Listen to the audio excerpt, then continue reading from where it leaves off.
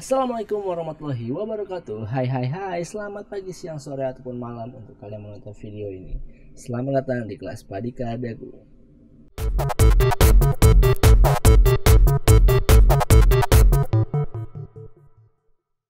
Baik kelas 10, apa kabar kalian semua? Semoga sehat-sehat selalu ya. Sekarang kita masuk ke materi berikutnya, materi lanjutan dari yang minggu lalu. Jadi untuk kalian menuju berkarya itu, kemarin kita sudah membahas soal konsep, kita udah membahas soal unsur-unsur, prinsip seni rupanya. Kita akan masuk ke dalam bahan, media, dan teknik dalam berkarya seni rupa dua dimensi ya. Jadi yang pertama akan saya bahas yaitu adalah bahan dan media yang akan kalian pakai dalam membuat karya dua dimensi. Yang pertama ada kertas. Ya, kertas itu sebagai alas atau sebagai media kamu dalam menggambar, ya bisa menggambar, kalian melukis juga bisa di sebuah kertas. Berikutnya ada kanvas. Nah, kanvas ini media yang lebih besar seperti contoh di belakang ini.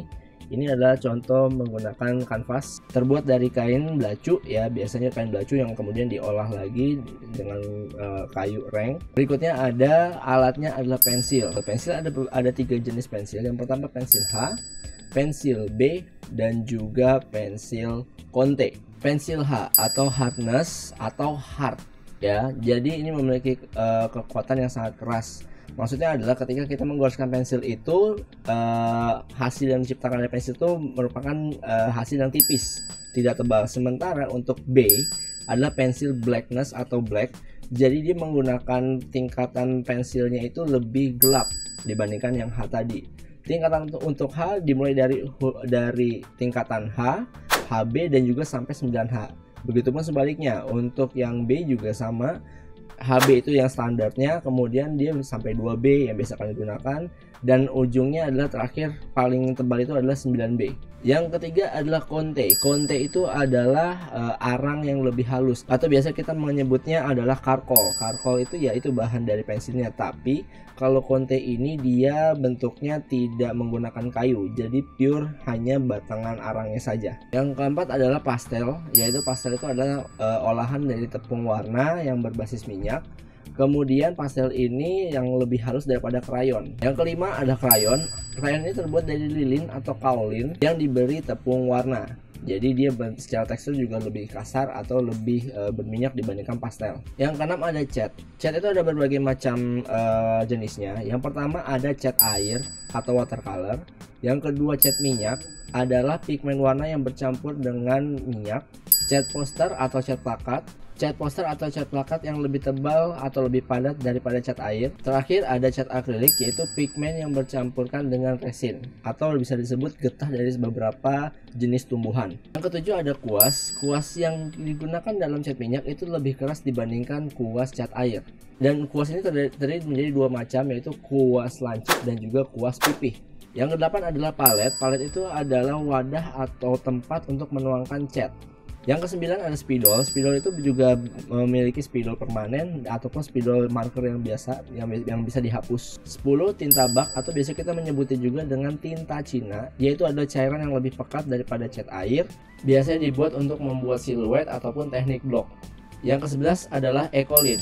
Biasa digunakan untuk membuat teknik blok, arsir, ataupun gradasi, sama seperti cat air. Hai, buat kalian semua yang punya adik, kakak, saudara, sepupu, tetangga, anaknya tetangga, adik dari anaknya tetangga, kakaknya teman kamu, adiknya teman kamu, ataupun bahkan kamu sendiri yang mau les pembelajaran SD dari kelas 1 sampai 6 dan menggambar plus mewarnai, atau yang SMP dan SMA mau belajar handicraft ataupun desain grafis, fotografi, dan video editing, boleh dicoba nih les di Oka-Oki Education. Susah nggak ya belajarnya? Tentu tidak. Kami membuat pembelajaran yang menarik, sederhana, dan solusional. Mahal nggak ya? Masih berpikir mahal? Tarif kami hanya 100.000 per jamnya.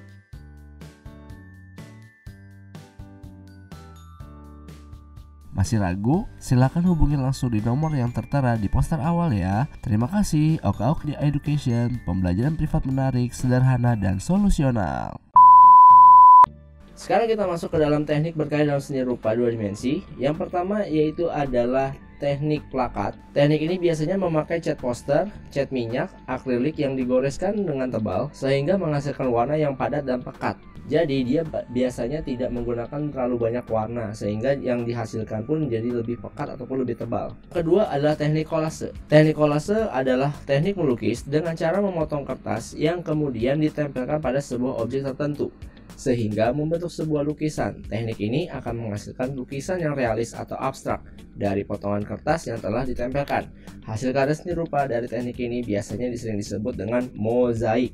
Ya, jadi kalau misalkan kalian melihat sebuah karya lukisan ataupun foto ataupun mungkin sebuah mading yang itu sistemnya ditempel, dipotong dulu kemudian ditempel, nah itu sistemnya adalah sistem mozaik atau kolase.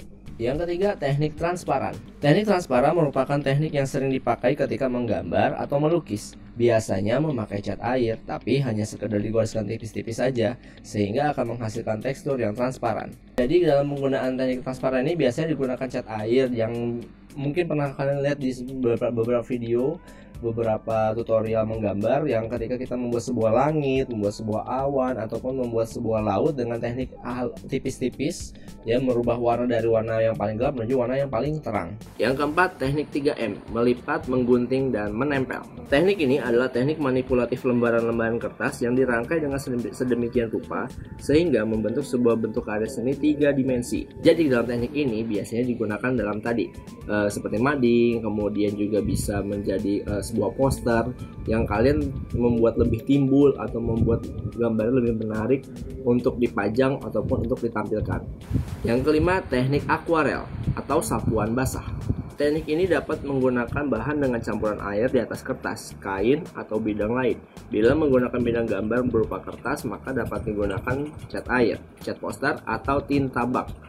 Hasilnya berupa gambar yang transparan karena menggunakan sapuan tipis dalam menggores. Nah, jadi kalau misalkan tadi sistem akuarel ini hampir sama dengan transparan, namun penggunaannya juga menggunakan teknik basah, artinya ketika mencampurkan cat ke dalam air atau menggabungkan air dengan catnya, maka yang dilakukan teknik pewarnaannya dengan cara meniban warna lainnya dengan sapuan-sapuan kuas yang masih basah. Artinya tidak terlalu dikeringkan untuk penggoresan kuasnya. Yang keenam, teknik pointillis. Teknik pointillis adalah cara atau teknik menggambar atau melukis dengan menggunakan titik-titik hingga membentuk objek. Nah, kalau teknik pointillis ini hampir sama kayak teknik gradasi atau teknik arsir.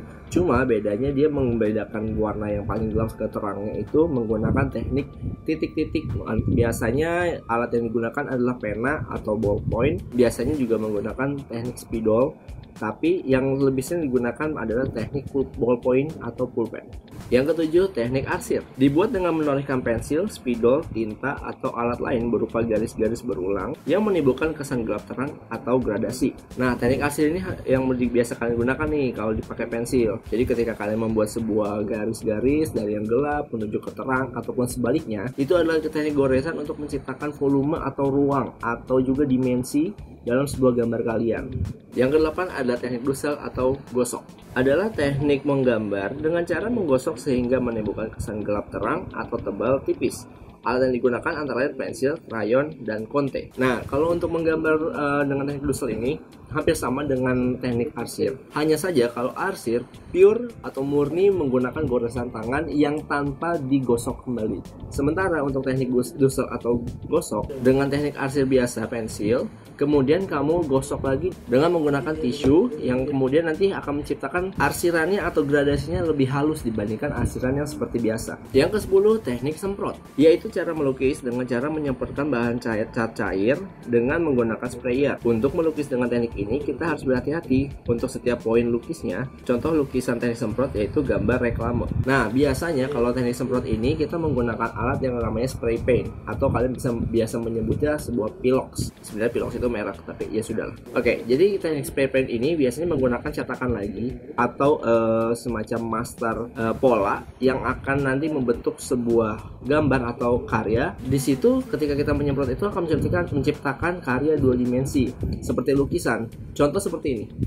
Karya di belakang saya ini adalah karya teknik menggunakan, atau dalam dunia seni grafis kita menyebutnya adalah stensil.